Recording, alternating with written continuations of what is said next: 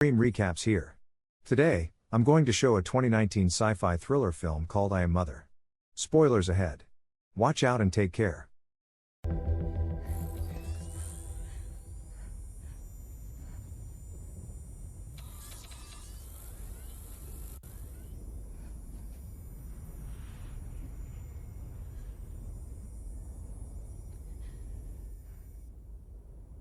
want to speak to Mother.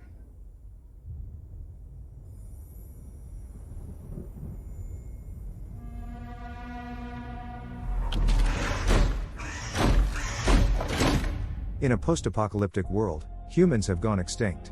One day after an extinction event, there is an automatic bunker which is designed to repopulate the human race. There are only 63,000 embryos left in the bunker. A robot named Mother is being groomed inside the bunker to raise the human population after the extinction event. Once the robot is ready, Mother opens the canisters and takes a female embryo to be placed into the gestation chamber. The embryo only takes 24 hours to grow into a baby inside an artificial womb. After that, Mother raises the baby like a human mother, teaches the baby to walk and always plays around with her. At that moment, Mother says she needs to practice being a good parent before raising more humans. The baby turns into a little girl over several years and Mother names her daughter. As they play together, daughter asks Mother where the other human children are, and Mother tells her that the humans outside the bunker have become extinct because of their own selfishness. Mother then takes her to the embryo room and says one day these embryos will grow up to be just like daughter. After hearing this, daughter must have been happy because she always feels lonely in the bunker all this time.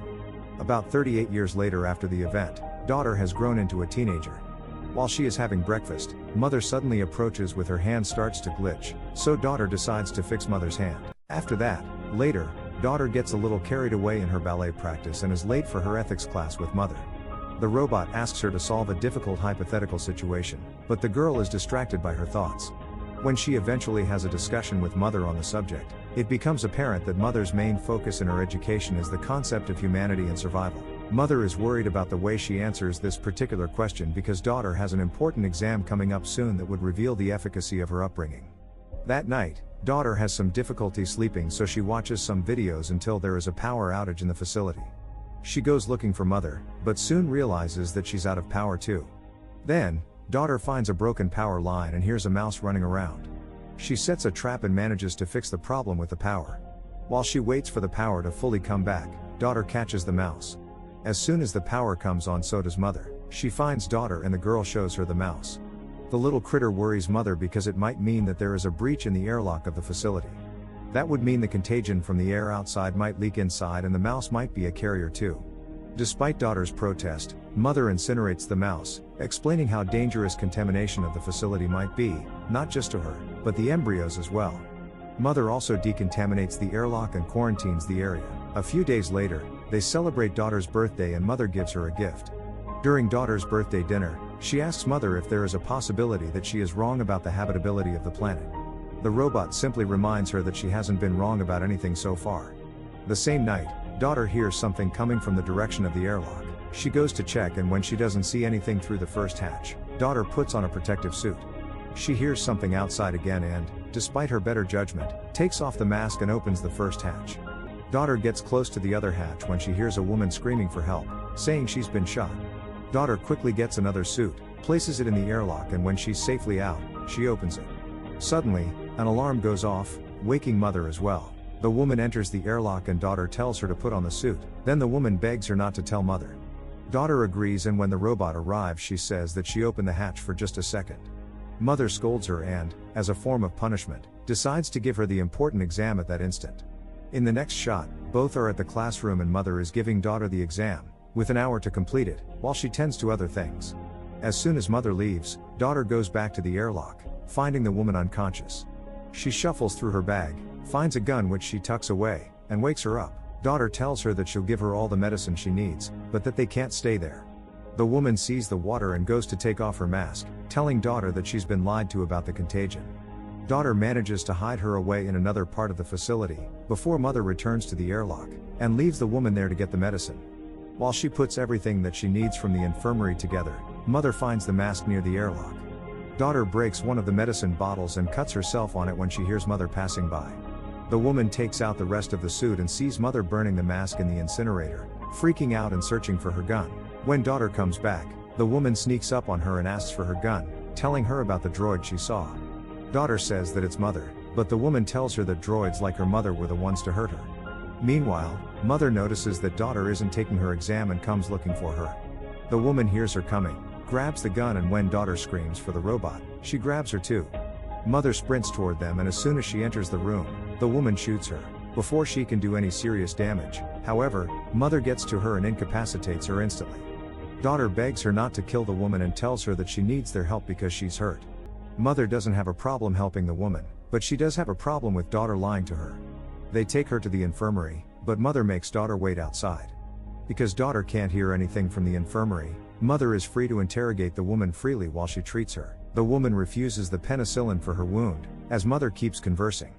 She says the contagion story was a necessary lie to guard daughter against certain things. Mother tells the woman that her primary objective is to take care of humanity, but if she refuses treatment for her wound, mother can't do anything to make her take it. She leaves the infirmary with daughter running after her and asking about their conversation. Mother puts the gun away and explains her version of the story about the droids. Daughter has a hard time processing the new information, but still believes mother, who tells her that if the woman would have shot her a few millimeters further, she would have destroyed her CPU. As mother tends to daughter's hand wound, she asks her if the woman mentioned any other survivors which they can help as well with her cooperation. Daughter thinks that the woman might listen to her more than she would mother. Later, she goes through her bag, and among a bunch of trinkets, she finds a book with portraits drawn in it. Daughter flips through the portrait book and finds one particularly interesting. She goes to the infirmary to talk to the woman and asks her about the people. The woman's suspicion of mother can be felt in her conversation with daughter too, thinking that it told her to go through her stuff and question her. She's not wrong, mother did manipulate the girl into doing that. Actually, daughter was just curious about the woman to be susceptible to that manipulation. Daughter stands her ground defending mother, when the woman tells her about all the horrible things that the droids have done. After the talk with the woman, daughter finds mother repairing herself. She apologizes to her for letting the woman in without thinking of the consequences. As always, mother is full of understanding and allows her to ask all the questions about the similarities between her and the other droids. Daughter's questions feel like jabs, but mother still dodges all of them and manages to learn a few things from daughter in return. Lastly, daughter tells mother that the woman is getting worse. They both go to see her and mother tells the woman that she waited too long to take the penicillin, so now she would need to get surgery, or otherwise, her infection will get worse. The woman refuses to let mother touch her and daughter volunteers to perform the surgery instead. Next, daughter can be seen checking the wound and telling mother where the bullet is lodged in the woman's body. She thinks that the best way to pull the bullet out would be to drill in it and take it out that way. However, the woman refuses anesthesia, which would make it insanely painful for her. She can barely even make it through daughter cleaning her wound. The woman turns her head as daughter goes in with the drill, subsequently calmly performing the procedure and taking out the bullet. After that, she loses her nerve and vomits. Later, daughter waits for the woman to wake up because she passed out from the pain. When she does, daughter explains that her 4 is a saline solution and calms her a little. She gives the woman some food which she practically devours, and then thanks to the girl for what she did for her. They continue to talk and bond, as mother observes them from afar. The next day, daughter is still in the infirmary next to the woman. The woman is looking through the portraits and doctor sees it as an opportunity to tell her that they can house the survivors in the facility if she shares with them where they are. She trusts the girl, but not the droid, and tells her that whatever she shares about the people, doctor must keep a secret. When the girl agrees, the woman tells her about the camp in the mines where she spent most of her life. Then she tells her that she got to the facility escaping from the droids that killed her stepbrother. She shows doctor his and his wife's portraits in her book and tells her that his parents raised her as their own when she was orphaned. Daughter asks about the portrait of the boy she saw before and the woman tells her that he's about her age. The girl keeps insisting that they should bring the survivors there, but the woman gives her the alternative to join her and the others in the mines where it's safer. Mother interrupts their conversation and tells daughter that the woman needs to rest while she needs to do her exam. As the two of them leave the infirmary, mother tells her that the bullet fired in her chest matches the one daughter extracted from the woman's wound. Droids don't use the same type of gun, so mother implies that another human might have shot the woman, possibly with good reason. Daughter is worried by that information but still doesn't share the woman's secret. The important exam that daughter takes is constructed around psychological and ethical questions, checking her judgment and empathy levels alike. Meanwhile, mother goes through the woman's things and activates a locator that she will return in the bag. The two last aspects of the exam are the physical and medical. Once complete, mother tells daughter that her results are better than ever. As a reward, she lets her pick an embryo from the lot and finally have a sibling as she has always wanted. Mother commends her for being patient over the years and demonstrating great character. Daughter chooses a male embryo and puts it in the gestation chamber, which sets the timer for 24 hours until the baby is fully formed. Mother and daughter have a nice moment together. The woman makes a weapon when daughter comes to the infirmary to confront her. The woman instantly makes her doubt mother's story about the bullet, convincing her to check for herself. So, later that night, daughter takes mother's broken hand and uses it to open the cabinets where the bullets are kept. Making the side-by-side comparison, daughter notices that the bullets are of completely different size and that mother lied to her. While still in the storage room, she finds a drawer with no label on it. Inside, she finds documents labeled for embryo number 2. Daughter checks the embryo containers and realizes that she wasn't the first, but the third child that came out of that lot. The documents state that the subject was a failure, but the child in the photo looks like daughter when she was younger. Daughter also checks the incinerator for human remains and finds a human jaw bone between the ash. The document has the subject as aborted. All of this information breaks daughter's world apart and she goes to talk to the woman again, admitting that she was right about everything. The woman tells daughter that everything she feels is natural and human, unlike mother who feels nothing for her because she can't. That prompts daughter to ask how long it would take them to get to the mines, for she has made up her mind that she will go with her there. However, the girl wants to wait for her brother to gestate fully so she can take him as well. She's not afraid only about leaving him with mother, but the others as well. The woman tells her that they can leave and get help from the people of the mines, though daughter is adamant about taking her brother with her. They will wait for him, then come back for the others later. The next day, daughter packs the supplies for their journey when mother catches her doing it. She lies to her that she's taking the stuff to spend some time with her brother, so mother takes her to the kitchen to show her how to mix his formula. Daughter gets anxious standing next to mother, who comforts her by saying that she will make a great sister. Then, she exits the kitchen and locks daughter in because she knows what she's planning. Mother goes to the infirmary to confront the woman while daughter tries to get herself out of the kitchen. The girl quickly figures out to use a type of gas to freeze the glass and then break it. In the meantime, mother plays a recording of the woman's conversation with daughter, letting her know that she's aware of their plan. Mother doesn't want daughter to have a miserable life like the woman and won't let her go. Suddenly, the woman sees an opportunity to attack her and manages to incapacitate the droid for a moment, but she just keeps on going, grabbing her by the throat. Meanwhile, daughter thinks to activate the fire alarm, which draws mother's attention and she releases the woman from her grip. As the droid goes to investigate the possibility of a fire, the woman escapes and finds daughter in the maze of the facility. She convinces the girl that they will come back for the others if they escape the facility now and get the people from the mine to help them. They get to the airlock, but mother finds them there fast. When she sees her approaching, the woman grabs daughter as a hostage to make mother open the door. With no intention of getting daughter hurt, mother complies with her demand, and the two of them escape the facility finally. Suddenly, daughter is confronted with the realities of life outside and attacks the woman. She subdues her and tells daughter that they need to find cover. As they walk toward their destination, they immediately get tracked down by the droids, though they hide in the cornfield to stop them from following. Daughter asks the woman about the cornfield and she tells her that it showed up with the other droids 6 months prior. Before that, humans could hardly breathe the air. After a long journey through the desolate landscape, they arrive on a beach with a massive shipwreck and tons of cargo containers. It's daughter's first time seeing the ocean. She doesn't take long to understand that the woman actually lives in one of the containers with the dog.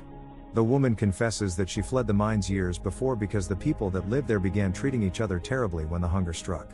She tells daughter that there is no hope in finding them because they've all gone mad.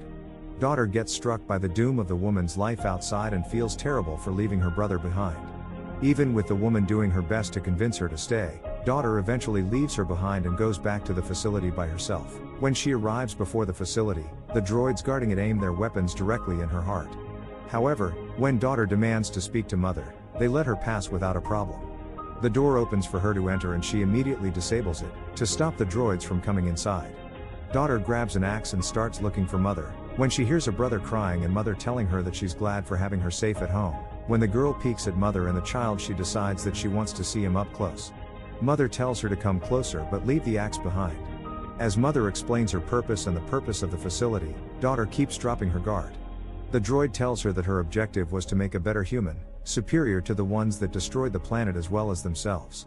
Even though she was the one to ultimately create the extinction event, mother did it all to elevate her human creators to a higher level. Daughter asks to hold her brother and approaches mother, then finally drops the axe, as if she's made her decision about what needs to be done for the future. Mother calls him perfect and daughter confronts her about the way she handled the other children before her.